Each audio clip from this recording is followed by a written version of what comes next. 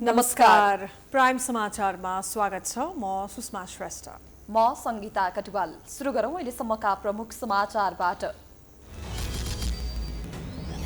मन्त्रीमण्डल विस्तारको लागि छलफल तीव्र। प्रधान न्यायाधीशले भागभण्डा खोजेको आरोप। न्यायालयमाथि हमला गरेको भन्दै सर्वोच्चको प्रतिवाद। बारले माग्यो जवाफ। दशैं नजिकिएसँगै सर्वसाधारणलाई किलमेल गर्न भ्याइ नभ्याइ भारी बोकेर जीवन निर्वाह गर्नेलाई भने चिन्ता। कोरोना महामारीपछि काम पाउन छोडेको गुनासो। भाडा वृद्धिको माग पूरा नभएको भन्दै व्यवसायीद्वारा काठमाडौँमा सेवा बन्द। काममा निस्केका यात्रुलाई शास्ति। गाडीभित्रै पकेट मारी र चोरी गर्ने 207 जना पक्राउ।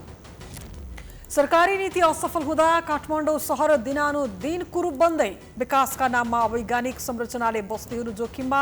वातावरण बिग्रदै जाँदा प्रदूषणको समस्या।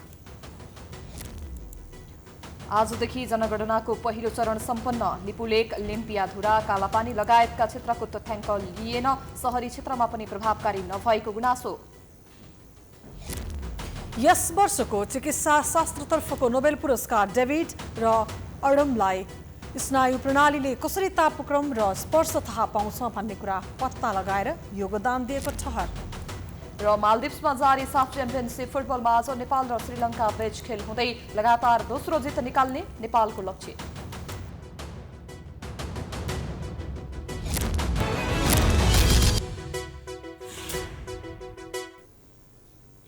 अब समाचार विस्तारमा। 84 दिन बित्दा समेत सिंहदरबारबाट मुलुकको बेथिति निहाल्न सिवाय केही काम गर्न नसकेको गठबन्धनको सरकारले पछिल्लो समय न्यायालयलाई फेरि विवादमा तारेको छ। आफ्नै दलभित्र मन्त्रीका आकाङ्क्षीलाई सम्हाल्न नसकिरहेका दलहरू मन्त्रीमण्डलको भागभण्डामा प्रधान न्यायाधीशलाई समेत भाग दिन खोज्दैछन्। प्रधान न्यायाधीशले मन्त्रीमण्डलमा आफ्नो प्रतिनिधि पठाउने हो भने मुलुक इतिहासमै कमजोर बन्ने कुरामा दुई मत हुँदैन। एक रिपोर्ट। निकम्माको पदवीबाट सम्मानित भइसकेको प्रधानमन्त्री शेरबहादुर देउवाको नेतृत्वमा रहेको गठबन्धनको सरकार अहिले प्रधान न्यायाधीश र न्यायालयलाई विवादमा तान्ने प्रयास गर्दैछ। गठबन्धन सरकारमा रहेका 5 दलमा न्यायालयको रूपमा 6औं समूह समेत भित्र्याउने प्रधानमन्त्री देउवाको चाहनामा नेकपा माओवादी केन्द्रका अध्यक्ष पुष्पकमल दाहाल र नेकपा एकीकृत समाजवादीका अध्यक्ष माधव कुमार नेपाल समेत सहमत भइसकेको कुराले अहिले मुलुक तातेको छ। राजनीतिक मुद्दामै अदालतको ध्यान तानिन थालेपछि परिस्थितिलाई आफू अनुकूल बनाउन गठबन्धनका दलहरू प्रधान न्यायाधीशको सिफारिसमा 1 जना मन्त्री बनाउन तयार भएको कुरा बाहिर आएको छ। सरकारमा प्रधान न्यायाधीशको प्रतिनिधिले समेत स्थान पाएको खण्डमा त्यो मुलुकका लागि सबैभन्दा अगतिलो दिन बन्ने पक्का छ। राजनीतिक विषयमा रमाउन थालेको अदालतमा सरकार अनुकूल फैसला गराउन न्यायालयको प्रतिनिधिलाई चोर बाटोबाट मन्त्री परिषदमा भित्र्याउँदा देशमा दण्डहीनताले झनै पर्से पाउने पक्का छ। न्यायालय र प्रधान न्यायाधीशले आफ्नो मर्यादा बिर्सिएर सरकारमा भाग खोज्नु कुनै पनि अर्थमा राष्ट्रका लागि हितकर हुनै सक्दैन। कतिपयले त यदि प्रधान न्यायाधीशले मन्त्रीमण्डलमा भाग खोजेको भए पदमा बस्ने नैतिकता नै नरहने टिप्पणी गरेका छन्। अब यदि यो कुरा सत्य हो भने चाहिँ अत्यन्तै गम्भीर हो। यो कुनै क्षम्य हुनै सक्दैन। यो कुरा कुनै यसमा क्षमा दिने ठाउँ नै हुँदैन। यदि प्रधान न्यायाधीशले मन्त्री परिषदमा आफ्नो भागमा मन्त्री चाहियो, 2 जना मन्त्री चाहियो अथवा 1 जना मन्त्री चाहियो, मेरो मान्छे मन्त्री बनाइदिनु पर्यो भनेर लबिङ हुन्छ भने अथवा मेरो प्रतिनिधित्व चाहियो क्याबिनेटमा भन्नुहुन्छ भने त्यतिखेर चाहिँ पदमा बस्ने अधिकार पनि गुमाउनुहुन्छ। उहाँको नैतिक धरातल समाप्त हुन्छ। त्यसकारणले यसले चाहिँ के छ भने अब यस्तो हुँदाहुँदै पनि, यस्तो विवादित हुँदाहुँदै पनि पदमा बस्यो भने त्यो भार चाहिँ न्यायालयले थेक्न सक्दैन। न्यायालय नै थिचिन्छ, न्यायालय नै ढल्न सक्छ। त्यसकारणले यस्तो विवादास्पद काम गर्ने हो भने पदमा रहनु उपयुक्त हुन्न भन्ने कोणबाट समेत छलफल हुनु जरुरी हुन्छ। अब मन्त्रालय बाँडफाँडमा भाग खोजेको समाचार आएपछि सर्वोच्च बार एसोसिएसनका पदाधिकारीले प्रधान न्यायाधीश चोलेन्द्र शमशेर जबरालाई भेटेर जवाब मागेका थिए। त्यस क्रममा जबराले आफूले भाग खोजेको कुरा गलत भएको दाबी गरेका थिए। बारका अध्यक्ष पूर्णमान साक्य सहितका पदाधिकारीले यदि झुटो हो भने खण्डन गर्नुपर्ने बताएका थिए। त्यसपछि सर्वोच्च अदालतका प्रवक्ता बाबुराम दाहालद्वारा जारी प्रेस विज्ञप्तिमा प्रधानमन्त्रीको सिफारिसमा हुने मन्त्री परिषदको गठन र विस्तारमा प्रधान न्यायाधीशलाई असान्दर्भिक रूपमा जोडिएको बताइएको छ। प्रधान न्यायाधीशलाई असान्दर्भिक रूपमा जोडेर अतिरञ्जित एवं भ्रामक समाचार प्रकाशन हुनु अत्यन्तै दुःखद र खेदजन्य रहेको विज्ञप्तिमा लेखिएको छ। नेपाल बार एसोसिएसनले पनि मन्त्री परिषद विस्तारमा प्रधान न्यायाधीश चोलेन्द्र शमशेर जबरा जोडिनु गम्भीर घटना भन्दै यसलाई रोक्न माग गरेको छ। बारका महासचिव लीलामणि पौडेलले विज्ञप्ति जारी गरी मन्त्री परिषदमा यदि प्रधान न्यायाधीशका लागि समेत भागबण्डा हुन लागेको भए त्यसलाई रोकी शक्ति पृथकीकरणको सिद्धान्त, नियन्त्रण र सन्तुलनको सिद्धान्त र संवैधानिक सर्वोच्चता कायम राख्न माग गरेको छ। संविधान र कानुनी मर्यादाबाट विचलित भएको खण्डमा सरकारलाई खबरदारी गरेर सही निकास दिनुपर्ने संस्थाले मन्त्रीमण्डलमा भाग खोजेको विषयले मुलुकलाई झनै असफलतातिर लैजानेछ।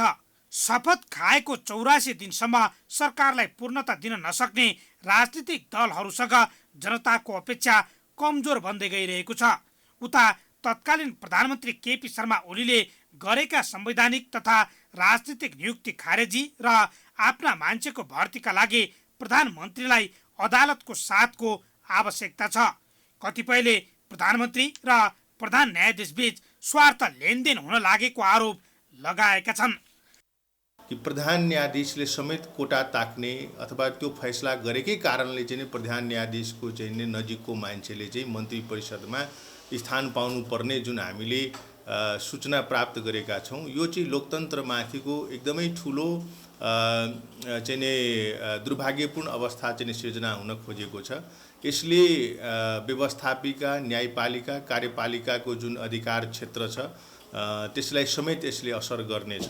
न्यायालयको अक्षुण्णतामाथि, स्वतन्त्रतामाथि र चाहिँ यसले चाहिँ एउटा ठुलो प्रश्न चिन्ह चाहिँ खडा गरेको छ। माओवादी केन्द्रका नेता कार्यकर्तामाथि लागेका मुद्दाको आफू अनुकूल फैसला गराउन प्रचण्डलाई न्यायालयको आशीर्वादको आवश्यकता छ अनि वैधानिकताको कानुनी लडाईँमा रहेको एकीकृत समाजवादीको अस्तित्व जोगाउन माधव नेपाललाई पनि अदालतकै साथ चाहिएको छ। वास्तवमा अहिले प्रधान न्यायाधीशलाई सरकारमा प्रतिनिधित्व भन्दा पनि सरकारमा रहेका दलहरूलाई न्यायालयको साथको निकै आवश्यकता छ। त्यही कारण मुलुकको राजनीति नै अस्थिर रहेको अवस्थामा अदालतको नाममा थप अस्थिर बनाउने खेलमा सत्तारूढ गठबन्धन नै लागेका छन्। प्रधानमन्त्री शेरबहादुर देउवा र नेकपा माओवादी केन्द्रका अध्यक्ष प्रचण्डबीच भेटवार्ता भइरहेको छ। बालुवाटारमा जारी भेटमा मन्त्रीमण्डल विस्तारबारे छलफल भइरहेको छ। प्रधानमन्त्रीमा शपथ लिएको 3 महिना हुन लाग्दा पनि मन्त्रीमण्डल विस्तार हुन नसकेपछि आलोचना चर्किरहेको छ। अब भने 1-2 दिनभित्रै सरकारलाई पूर्णता दिने गरी छलफलमा जुटेको बताइएको छ। गठबन्धनमा आबद्ध दलहरूबीच मन्त्रालय र मन्त्री संख्यामा सहमति जुट्न नसकेको कुरा आइरहेका बेला अब भने सहमति जुट्न लागेको बताइएको छ।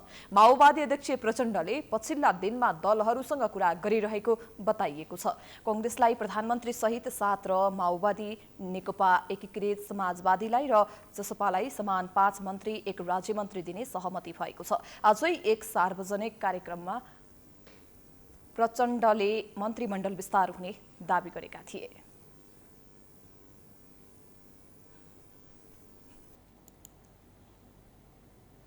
दशैं नजिकिएसँगै सर्वसाधारणलाई किलमेल गर्न भ्याइ नभ्याइ छ। दशैंमा माल सामान ढुवानी पनि बढ्ने हुँदा भारी बोकेर जीवन निर्वाह गर्ने भरियाका लागि उत्सव मनाउने र पैसाको जोहो गर्ने समय बन्छ। यद्यपि विगत 1.5 वर्षदेखि फैलिएको कोरोना महामारीले गर्दा यसपालि भरियालाई पनि दशैं कसरी मनाउने अनि आफ्नो परिवारको पेट कसरी पाल्ने भन्ने चिन्ताले नै सताइरहेको छ।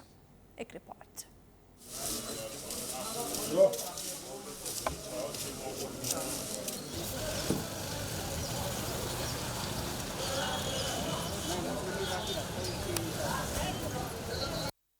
दशैं नजिकिँदै गर्दा ठेलमठेल हुन थालेको महाबौद्धको साँघुरो गल्लीमा त्यस्ता धेरै व्यक्ति भेटिन्छन् जसले भारी बोकेर जीवन निर्वाह गर्नु परिरहेको छ। त्यसमध्ये रामबहादुर गौतम पनि एक हुन्। उनले भारी बोक्न थालेकै 26 वर्ष बित्यो। तर अरूको भारी बोक्दा जिउने मेसो भन्दा बढी केही सन्तुष्टि दिन सकेको छैन। विगत 1.5 वर्षदेखि व्याप्त कोरोना महामारीले पहिले जस्तो कमाई पनि नहुने गौतम बताउँछन्। हुन त भरियाको दैनिक कमाई कति हुन्छ भन्ने उसैलाई थाहा हुँदैन। काम भएको दिन पैसा हुन्छ, काम नभएको दिन हातै रित्तो। कामको चाप बढेपछि श्रमको मूल्य पनि बढाउन पाइन्छ।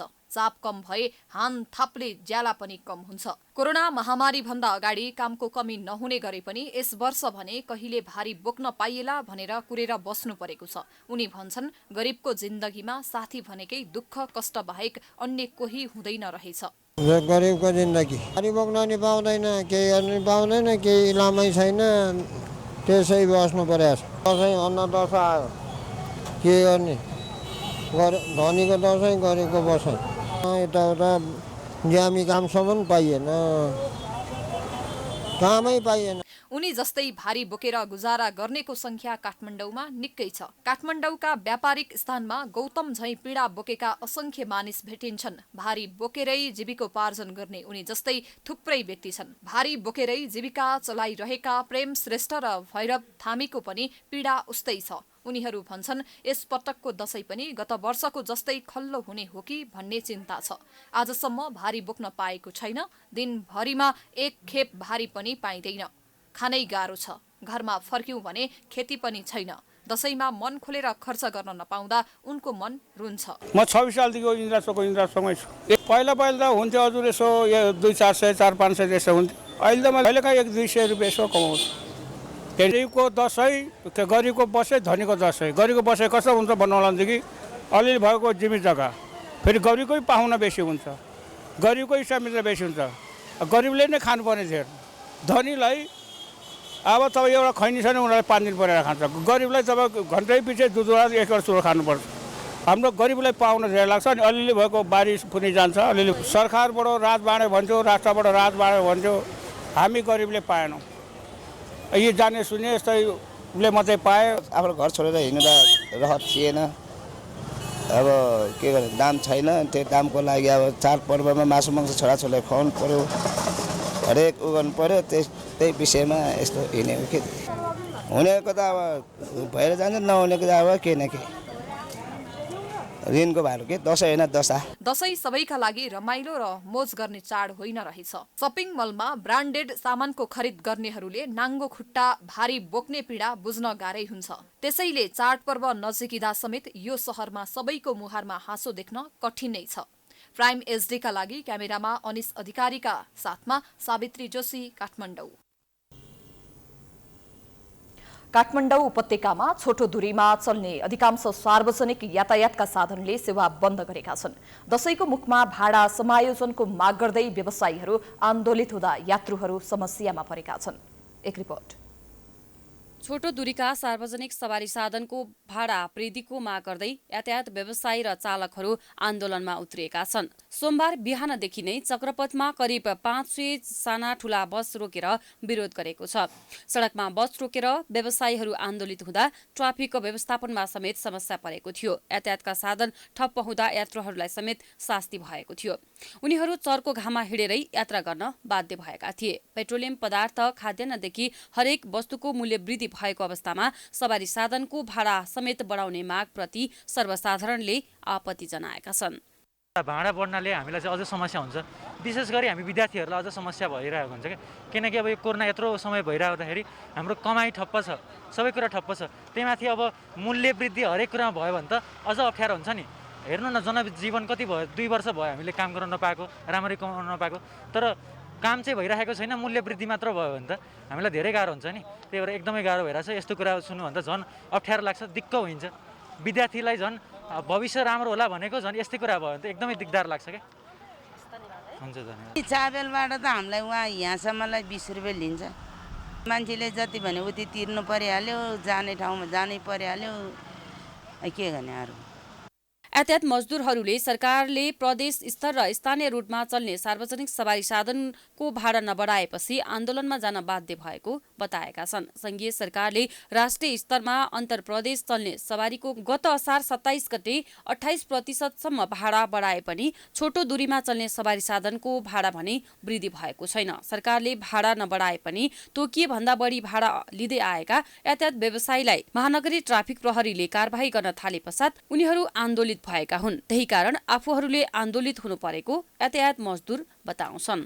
भाडा वृद्धि नै हो, नितान्त भाडा वृद्धि यत्रो महँगी बढेको छ। हेर्नुहोस् अब पाठ पूर्जा त्यतिकै बढेको छ, तेलको मात्रै कुरा नभएर टायरको हेर्नुहोस् त्यतिकै बढेको छ, मोबिलहरूको बढेको छ। यसले धानै नसक्ने भएर पुरै घाटामै चलिरहेको छ अहिले त। अनि त्यो भएर भाडा वृद्धिकै बारेमा अन्त सरकारले हामीलाई चाहिँ पक्षपात किन त नि? अब तपाईँको अन्तको भाडा चाहिँ बढाउने, हाम्रो यो लोकल भाडा चाहिँ नबढाउने कि हामीलाई चाहिँ तेल सस्तो छैन क्यारे?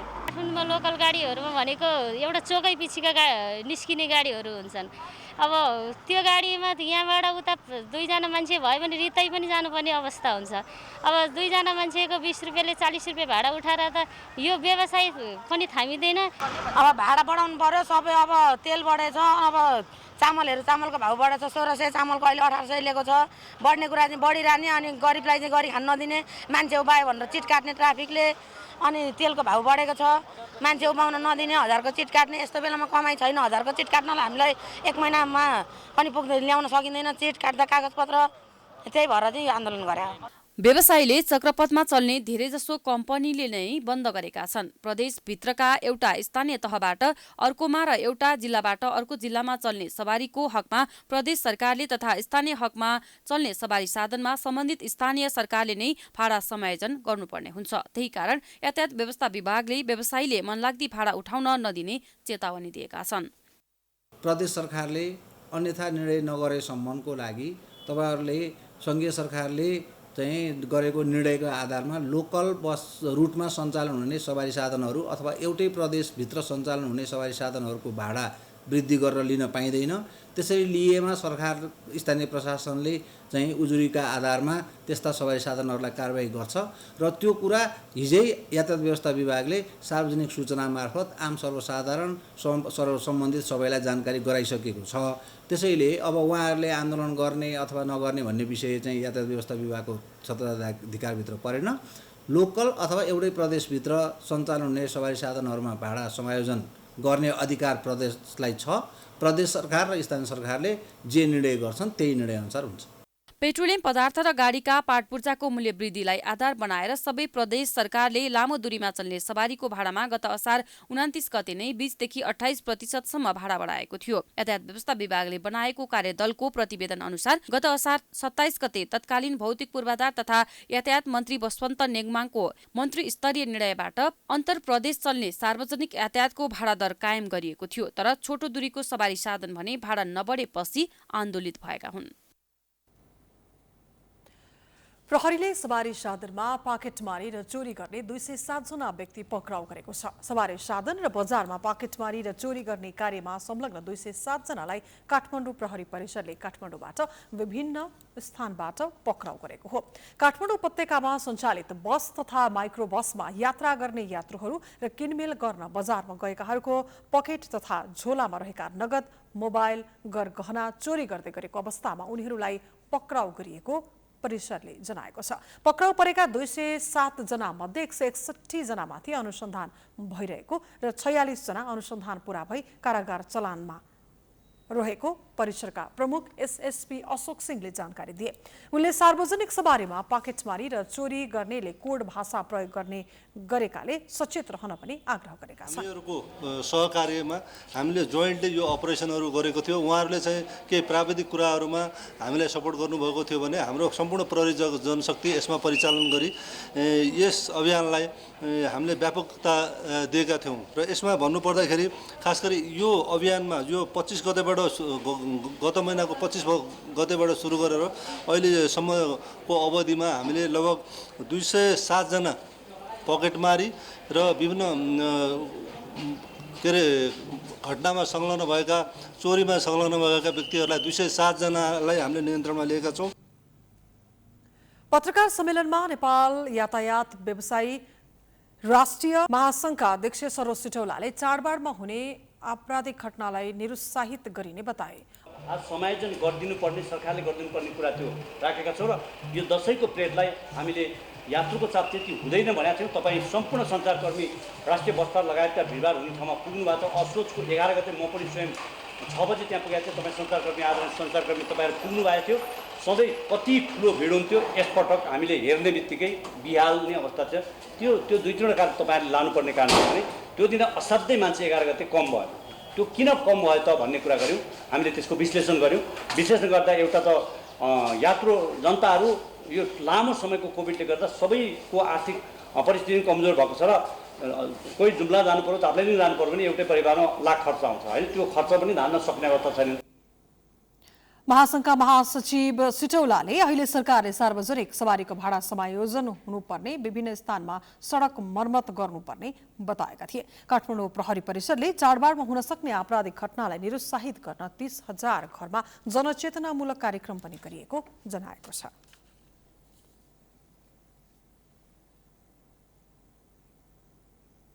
समाचारको सिलसिला जारी छ। हामी विश्रामपछि आउँछौँ। विश्रामपछि स्वागत छ। अब बाँकी समाचार। आज विश्व बसोबास दिवस। बसोबास दिवस मनाइरहँदा काठमाडौँ जस्ता ठूला सहरहरूको बसोबास भने दिनानुदिन अव्यवस्थित बन्दै गएको छ। तर सरकारले ती सहर तथा अव्यवस्थित बसोबासको विषयमा खासै चासो दिएको छैन, जसले गर्दा यही क्रम निरन्तर चलिरहने हो भने पूर्वाधार र सेवा सुविधाको अपर्याप्तता, बढ्दो वायु प्रदूषण, फोहोर मैला विसर्जन जस्ता समस्याले विकराल रूप लिनेमा दुई मत छैन। एक रिपोर्ट। व्यवस्थित रूपमा शहरीकरणलाई व्यवस्थापन नगर्दा सहरमा दिन प्रतिदिन समस्या थपिँदै गएको छ। विकास पनि सहर केन्द्रित बन्दै गएको छ, तर ती विकास पनि व्यवस्थित हुन सकेका छैनन्। सुख सुविधाको आशमा काठमाडौँ जस्ता सहरमा बसोबास तीव्र बन्दै गएको छ। तर सरकारले त्यही अनुसारको बस्ती निर्माणदेखि अन्य पूर्वाधार विकासमा ध्यान नदिँदा सहर झन बढी कुरूप बन्दै गएको छ। यसो हेर्दा झर्लक्क सहर जस्तो देखिए पनि वास्तवमा काठमाडौँ जस्ता ठूला सहरहरू सहर नै नभएको शहरी विकास विज्ञ भरत शर्मा बताउँछन्। अहिलेको काठमाडौँ सहर अधोगतिमा गइरहेछ, डाउनहिल गइरहेछ, बिग्रदो गइरहेछ। हुन त यहाँ संस्थागत निकायहरू, लोकल गभर्मेन्टदेखि सेन्ट्रल गभर्मेन्ट सबै यहाँ छ। तर मलाई बडा दुःखको साथ भन्नुपर्छ कि अभूतपूर्व कान्तिपुरी नगरी हुन सक्ने चिजलाई हामीले चाहिँ त्यो वैभवलाई अनेस्टली एक्सर्साइज नगरेको हुनाले शहरीकरण प्रक्रिया बहुत खराब हिसाबले गइरहेछ र यसले यहाँको शहरी वातावरणलाई एकदम खत्म पारिरहेछ। विश्व बसोबास दिवस 2078 मूल समितिका संयोजक एवं शहरी विकास मन्त्रालयका प्रवक्ता विष्णुप्रसाद शर्माले सन् 2015 को जलवायु परिवर्तन सम्बन्धी पेरिस सम्झौता अनुसार कार्बन उत्सर्जन घटाई जलवायु परिवर्तन निर्धारित सीमाभित्र राख्नका लागि शहरी व्यवस्थापन मुख्य चुनौती रहेकाले यसमा विशेष ध्यान दिन जरुरी रहेको बताउँछन्। तीव्र रूपमा चाहिँ शहरीकरणहरू भइरहेको छ। अब यसको कारणले चाहिँ अब कार्बनको उत्सर्जन बढिरहेको अवस्था छ। त्यसले हामीलाई पार्ने प्रभाव भोलिको दिनहरूमा अझ एकदम डरलाग्दो किसिमले चाहिँ यसको प्रभाव चाहिँ देखिनेवाला छ। त्यसको लागि पनि हामीले स्थानीय तह र प्रदेश सरकारहरू, स्थानीय तहहरूलाई पनि यसबारेमा चाहिँ सूचित गराउँदै आगामी दिनहरूमा हामीले निर्माण गर्ने विकास निर्माणका कार्यहरू, पूर्वाधारका कार्यहरू, शहरीकरणका कुराहरूलाई चाहिँ व्यवस्थित र वैज्ञानिक रूपले चाहिँ अगाडि बढाउनुपर्छ भनेर हामीले चाहिँ अब सन्देश दिन खोजेका छौँ। नेपालमा शहरीकरणलाई हेर्दा पूर्वाधार बिना नै शहरी विकास भएको छ। शहरी न्यूनतम आधारभूत सुविधाको समेत उपलब्ध नभएको स्थानलाई समेत सहरका नामले चिनिन्छ, तर त्यसलाई व्यवस्थित गर्न सरकारले तदारुकता देखाएको छैन। यद्यपि अहिले भने काठमाडौँ उपत्यकामा 1,30,000 रोपनी क्षेत्रफलमा 4वटा नमुना सहर बनाउने योजना काठमाडौँ उपत्यका विकास प्राधिकरणको छ। अब यो अलिकता काठमाडौँ ओभर क्राउडेडै भएको छ। त्यसको लागि पनि हामीले काठमाडौँभित्र चाहिँ नयाँ सहरहरू डेभलप गर्ने भन्ने कि विषयमा हामी अगाडि बढेको छौँ। करिबन हामीले 1,30,000 रोपनी जति जग्गामा 4वटा नयाँ सहर बनाउने भन्ने किसिमको कार्यक्रम अगाडि बढाएको छौँ। अव्यवस्थित र अनियन्त्रित अनि योजनाविहीन शहरीकरणले शहरी सम्पदा र प्राकृतिक सुन्दरतामा ह्रास ल्याएको छ। शहरीकरणको गतिसँगै प्राकृतिक सम्पदा नाश हुन नदिई शहरी जनसङ्ख्यालाई सोही क्षेत्रका स्रोत र साधन तथा पूर्वाधारले वहन गर्न सके मात्र त्यसले फाइदा पुर्याउनेछ। राष्ट्रिय सभामा नेकपा एमालेका सांसदहरूको विरोधका बीच 4वटा विधेयक अगाडि बढाइएको छ। राष्ट्रिय सभा बैठकले खाद्य स्वच्छता तथा गुणस्तर विधेयक, सार्वजनिक सेवा प्रसारण विधेयक, अभिलेख संरक्षण पहिलो संशोधन विधेयक र सुरक्षण मुद्रण सम्बन्धी विधेयक अघि बढाएको हो। एक रिपोर्ट। एमाले सांसदहरू विरोध जनाएर उभिरहेको बेला प्रधानमन्त्रीको तर्फबाट कानून मन्त्री ज्ञानेन्द्र बहादुर कार्कीले राष्ट्रिय सभामा विधेयकहरू पेश गरे। यी 4वटै विधेयकहरू दफादार छलफलका लागि विधायन व्यवस्थापन समितिमा पठाइयोस् भन्ने प्रस्ताव बहुमतले स्वीकृति भयो। मन्त्री कार्कीले नै महालेखा परीक्षकको 58औं वार्षिक प्रतिवेदन 2078 पनि राष्ट्रिय सभामा पेश गरेका छन्। त्यसपछि राष्ट्रिय सभाको बैठक असोज 24 गते दिउँसो 2 बजेसम्मका लागि स्थगित भएको छ। त्यसअघि बैठक सुरु हुनासाथ एमाले सांसदहरू आफ्नो आसनबाट उठेका थिए। उनीहरूले एमालेलाई विभाजन गर्ने नियतले जारी गरेको अध्यादेशले लोकतन्त्र र दलीय व्यवस्थालाई कमजोर तुल्याएको आरोप लगाए। परमादेशबाट नियुक्त वर्तमान प्रधानमन्त्री नियुक्त भएको मलाई लाग्छ अब 3 महिना पुग्न धेरै दिन बाँकी छैन। तर यो सरकार, वर्तमान गठबन्धन सरकार विस्तार गर्न सक्दैन। यो गठबन्धन नेकपा एमालेलाई विभाजन गर्न मात्र बनेको हो भनेर आज नेपाली जनताले प्रश्न गरिरहेका छन्। विगत सरकारले अगाडि बढाएका विकासका महत्त्वपूर्ण आयोजनाहरू, रणनीतिक सडकहरू, योजनाबाट आज यो सरकारले हटाउने निर्णय गरेको छ, विकासलाई अवरुद्ध बनाएको छ। विरोध जारी राखेपछि अध्यक्ष गणेश तिमल सिन्हाले सदन सञ्चालन गर्न सहयोग पुर्याउन प्रतिपक्षी दलका सांसदसँग आग्रह गरे। अध्यक्ष तिमल सिन्हाले बोलेपछि राष्ट्रिय सभा सांसद डाक्टर खिमलाल देवकोटाले एमाले सांसदले गरेको विरोधप्रति असन्तुष्टि जनाए। सभामुखप्रति राष्ट्रिय सभाको बैठकमा भएको टीका टिप्पणीमा उभिएर नियमापत्ति गरेका थिए। सार्वसत्ता सम्पन्न संसदमा सांसदले बोल्न पाउनु सांसदहरूको नैसर्गिक अधिकार हो, मौलिक हक हो। संसदमा संविधान र कानुनका कुरा मात्र गरिँदैन, नागरिकका दैनन्दिन समस्याको पोको पनि बिसाइन्छ। झन्डै 1 महिना भयो अधिवेशन सुरु भएको। यतिका दिनदेखि हाम्रो मुख थुनिएको छ, बोल्न दिएको छैन। सांसदको मानव अधिकार हनन भएको छ। अध्यक्ष महोदय, लोकतान्त्रिक मूल्य र मान्यतामा आँच पुर्याउने काम भयो। यसमा खेद छ। विरोध जारी रहेपछि अध्यक्ष तिमल सिन्हाले कार्यसूचीका 3 र 4 नम्बर बुँदा हटाइएको जानकारी गराए। कार्यसूचीको बुँदा नम्बर 3 मा विधायन व्यवस्थापन समितिका सभापति परशुराम मेगे गुरुङले अध्यागमन विधेयक 2076 सम्बन्धी समितिको प्रतिवेदन पेश गर्ने उल्लेख थियो। यसैगरी बुँदा नम्बर 4 मा कानून मन्त्री ज्ञानेन्द्र बहादुर कार्कीले फौजदारी कार्य सम्बन्धी केही ऐन संशोधन गर्ने विधेयक 2078 र यौन हिंसा विरुद्धका केही ऐनलाई संशोधन गर्ने विधेयक 2078 पेश गर्ने उल्लेख थियो। एमाले सांसदहरूको विरोधका बीच राष्ट्रिय सभामा राष्ट्र ऋण उठाउने विधेयक र आर्थिक विधेयक, राष्ट्रपतिबाट प्रमाणीकरण भएको र राजनीतिक दल सम्बन्धी अध्यादेश खारेज भएको पत्र वाचन गरिएको थियो। आजदेखि जनगणना 2078 को पहिलो चरण सम्पन्न भएको छ। पहिलो चरणको जनगणना सम्पन्न हुँदै गर्दा नेपालको पश्चिमी भूगोलमा रहेको लिपुलेक, लिम्पियाधुरा, कालापानी लगायतका क्षेत्रका बासिन्दाले भने अनागरिक महसुस गरेका छन्। एक रिपोर्ट। 2018 सालदेखि नेपालको जनगणनामा नअटाएको लिम्पियाधुरा, लिपुलेक, कालापानी क्षेत्र यसपटक पनि अटाउन सकिन। भदौ 30 गतेदेखि सुरु भएको जनगणनाको पहिलो चरण सोमबार सम्पन्न भएको छ। पहिलो चरणको जनगणना सम्पन्न भइसके पनि नेपाल, भारत र चीनको त्रिदेशीय सिमानामा भने सुपरिवेक्षक पुग्न सकेनन्। यता केन्द्रीय तथ्याङ्क विभाग भने अब छिट्टै कूटनीतिक पहल मार्फत त्यहाँ पनि जनगणना हुने दावी गर्छन्। त्यस्तो होइन, हाम्रो त्यहाँ सहज आवत जावतको अहिले अवस्था भएको छैन। त्यहाँ सहज आवत जावत हुनु पर्यो। त्यसैको लागि पनि यो राजनीतिक विषय पनि भयो, कूटनैतिक विषय पनि भयो, यसमा चाहिँ पहल गर्दैछौँ हामी। त्यो सहज अवस्था हुनासाथ हामी त्यसमा जान्छौँ। राम्रो तथा पुग्दो जनशक्ति परिचालन नहुँदा काठमाडौँ उपत्यकाभित्रै पनि सही ढङ्गबाट तथ्याङ्क सङ्कलन हुन नसकेको गुनासो सुनिन्छ। हाल सुपरिवेक्षकले CS एन्ट्री एपबाट तथ्याङ्क सङ्कलन गर्दै आइरहेका छन्। पहिलो पटक कागजलाई विस्थापित गर्दै एपबाट तथ्याङ्क सङ्कलन गरिए पनि एपमा समस्या देखिने भएकाले सुपरिवेक्षकहरू अलमलमा पर्ने गरेको सुपरिवेक्षक रन्जु खड्का बताउँछिन्। हामीले लिएको डाटा र उहाँहरूको लिएको डाटामा भास्ट डिफ्रेन्ट पो आउने हो कि होइन? थोरै डिफ्रेन्टमा त अब के गर्नुहुन्छ तथ्याङ्क विभागले, होइन? फास्ट डिफ्रेन्ट आयो भने चाहिँ त्यसलाई मध्यनजर कसरी गरिन्छ, कसरी चाहिँ यसलाई कोलाबोरेसन गर्न सकिन्छ, त्यसमा चाहिँ उहाँहरूलाई अलिकति यो सुधारेरै यो प्रश्नावलीमा पनि अलिकति केही सुधार्नु पनि। सरकार, विभिन्न दलका नेताहरू तथा केन्द्रीय तथ्याङ्क विभागका कर्मचारीहरूले पटक पटक यसपटकको जनगणनामा महाकाली नदीको सीमामा बसोबास गर्ने नेपालीहरू पनि समेटिने बताउँदै आएका छन्। भौगोलिक आधारमा कठिनाई भए पनि स्याटेलाइटको माध्यमबाट भए पनि जनगणना गरिने दावी गरेका थिए, तर ती सबै दावी फोस्रा साबित भए। प्राइम टाइम्स एसडीका लागि क्यामेरामा अमृत भट्टका साथमा दीक्षा गौतम, काठमाडौँ। राष्ट्रिय होचा पुड्का संघीय अध्यक्ष लालु माया पाखरिनको नेतृत्वमा करिब 15 जना लोकतान्त्रिक समाजवादी पार्टीमा प्रवेश गरेका छन्। सोमबार लोसपाको पार्टी कार्यालय बवरमहलमा एक कार्यक्रमको आयोजना गरेर राष्ट्रिय होचा पुड्का संघका पदाधिकारीलाई पार्टी प्रवेश गराइएको हो। उनीहरूले आफूहरूको हक अधिकार स्थापित गराउन लोसपाले भूमिका खेल्ने विश्वास व्यक्त गरेका छन्।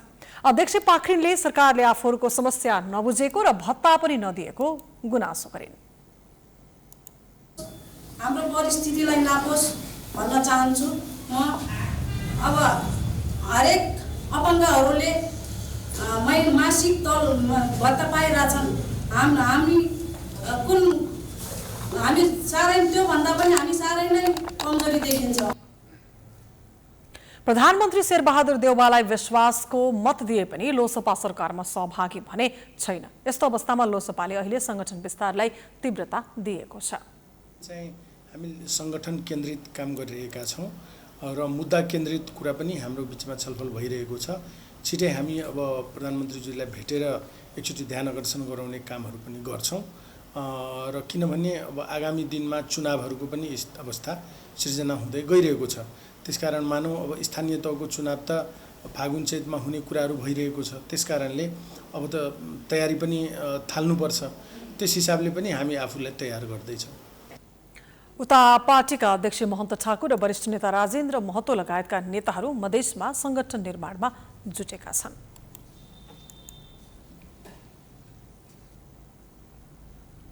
समाचारको सिलसिला अझै जारी छ। हामी विश्रामपछि आउँछौँ। विश्रामपछि पुनः स्वागत छ। अब आर्थिक समाचार।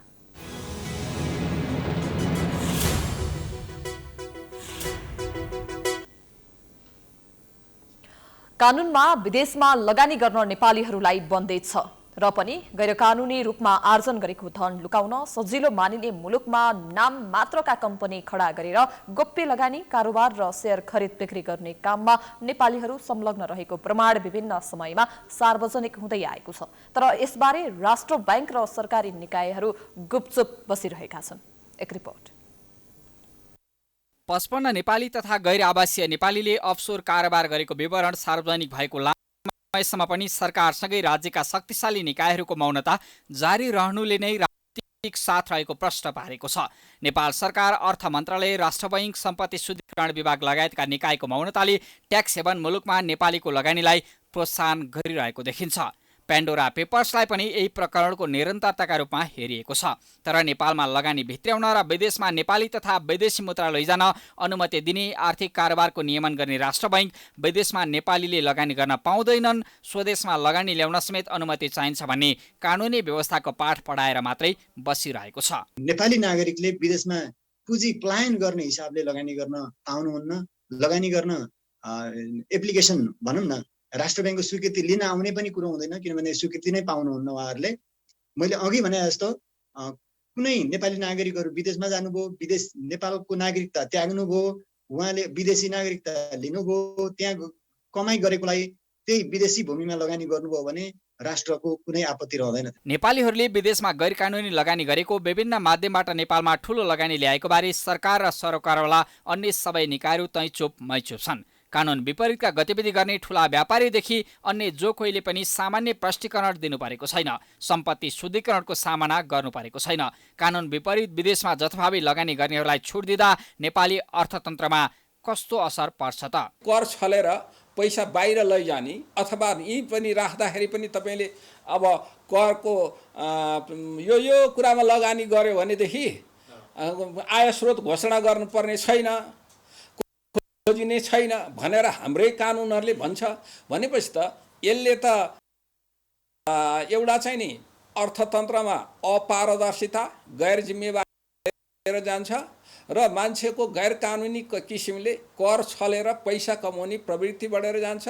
त्यसको प्रभाव अर्थतन्त्रमा पनि पर्छ। सामाजिक दृष्टिकोणबाट पनि त्यसले हुने र नहुनेको बीचको खाडल बढाइदिन्छ। गैर आवासीय नेपालीले कुनै पनि नाममा नेपालबाट पैसा लगेर विदेशमा लगानी गर्न पाउँदैनन्। आयकर ऐन 2058ले अविच्छिन्न 365 दिनको अवधिमा 182 दिन वा सोभन्दा बढी नेपालमा रहेको व्यक्तिलाई बासिन्दा व्यक्ति सम्झनुपर्छ भनी व्यवस्था गरेको छ। यो व्यवस्था अनुसार कुनै नेपाली नागरिक 183 दिन विदेशमा बस्छ, त्यसपछि उसले विदेशमै आम्दानी गर्छ भने त्यहाँ लगानी गर्न पाउने छुट छ। यसबाहेक नेपाली नागरिकले विदेशमा लगानी गर्नु गैर कानुनी हो।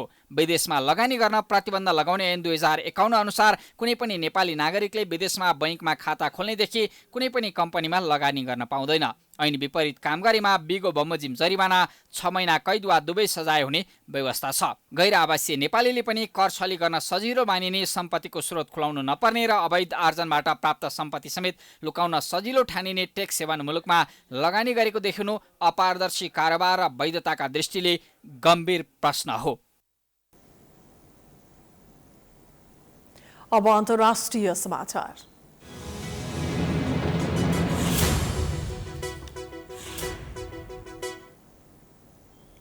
यस वर्षको शरीर विज्ञान तथा चिकित्सा शास्त्रतर्फको नोबेल पुरस्कार डेभिड जुलियस र अरम पाटापोटियनलाई संयुक्त रूपमा प्रदान गरिएको छ।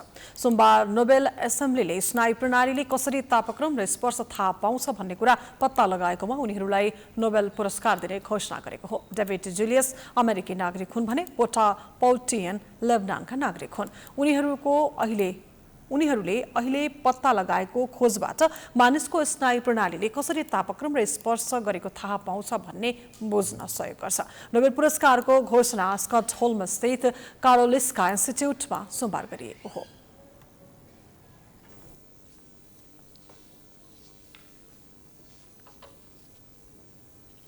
अब खेलकुद समाचार।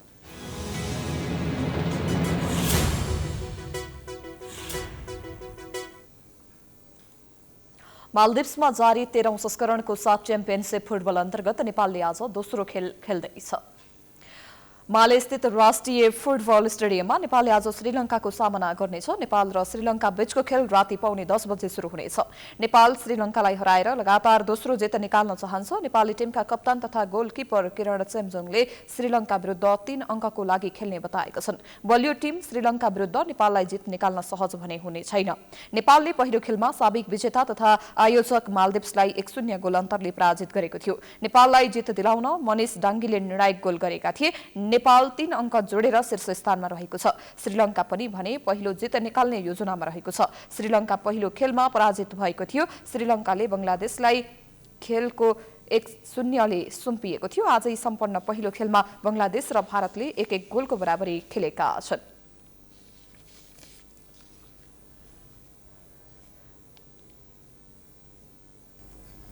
हामी समाचारको अन्तिममा आइपुगेका छौं। जाँदा जाँदै प्रमुख समाचार पुनः एकपटक। मन्त्रीमण्डल विस्तारको लागि छलफल तीव्र। प्रधान न्यायाधीशले भागबण्डा खोजेको आरोप। न्यायालयमाथि हमला गरेको भन्दै सर्वोच्चको प्रतिवाद। बारले माग्यो जवाफ। दशैं नजिकिएसँगै सर्वसाधारणलाई किनमेल गर्न भ्याइ नभ्याइ भारी बोकेर जीवन निर्वाह गर्नेलाई भने चिन्ता। कोरोना महामारीपछि काम पाउन छोडेको गुनासो। भाडा वृद्धिको माग पूरा नभएको भन्दै व्यवसायीद्वारा काठमाडौँमा सेवा बन्द। काममा निस्केका यात्रुलाई शास्ति। गाडीभित्रै पाकेटमारी र चोरी गर्ने 207 जना पक्राउ। सरकारी नीति असफल हुँदा काठमाडौँ शहर दिनानुदिन कुरूप बन्दै। विकासका नाममा अवैज्ञानिक संरचनाले बस्तीहरू जोखिममा। वातावरण बिग्रदै जाँदा प्रदूषणको समस्या।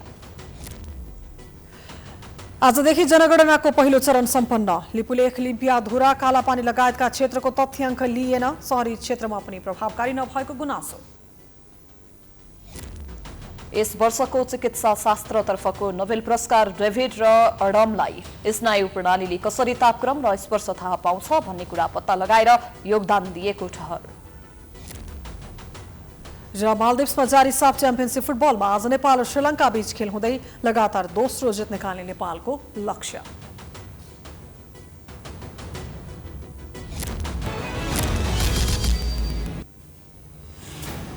समाचार अहिलेलाई सकियो। यसपछिको प्रस्तुति जनता जान्न चाहन्छन् ऋषिधवालाको साथमा हेर्न सक्नुहुनेछ। हेर्दै गर्नुहोला प्राइम टाइम्स टेलिभिजन। नमस्कार।